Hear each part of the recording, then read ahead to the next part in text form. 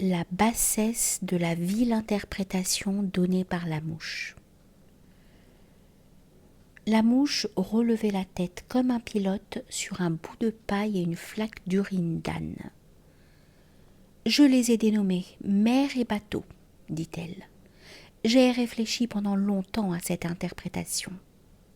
Voyez, voici cette mer et ce bateau, et je suis habile à la navigation et judicieuse. » Elle faisait avancer le radeau sur la mer. Cette petite quantité lui paraissait sans limite. Cette urine, par rapport à elle, était illimitée. Où était la vision qui la percevrait en vérité? Son univers s'étend juste aussi loin qu'atteint sa vue. Son œil a telle grandeur, sa mer est de même proportion. Il en va de même de celui qui interprète faussement le Coran. Comme la mouche, son imagination est aussi vile que l'urine d'âne, et ses idées pareilles à de la paille. Si la mouche renonce à interpréter selon sa propre opinion, la chance transformera cette mouche en un homa, qui est un oiseau fabuleux censé apporter la chance. Celui qui possède une notion du sens véritable n'est pas une mouche. Son esprit n'est pas similaire à sa forme extérieure.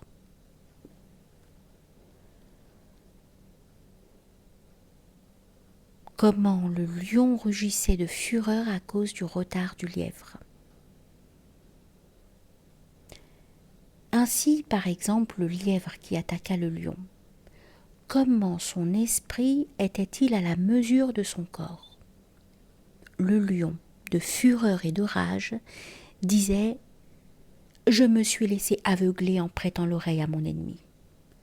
Les ruses des fatalistes m'ont ligoté, leur épée de bois a blessé mon corps. Désormais je n'écouterai plus leur bavardage, tout ceci est semblable aux cris des démons et des goules.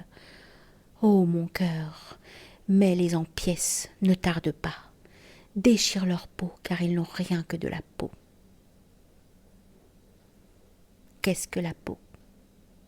Les paroles vaines, telles des ondulations sur l'eau, dépourvues de permanence.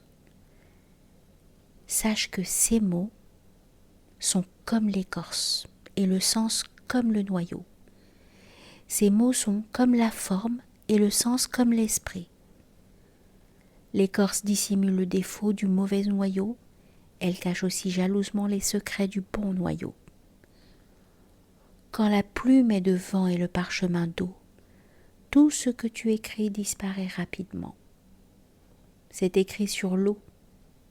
Si tu y cherches la constance, tu te mordras les doigts. Le vent chez les hommes, c'est la vanité et le désir. Quand vous avez renoncé à la vanité, arrive le message de Dieu.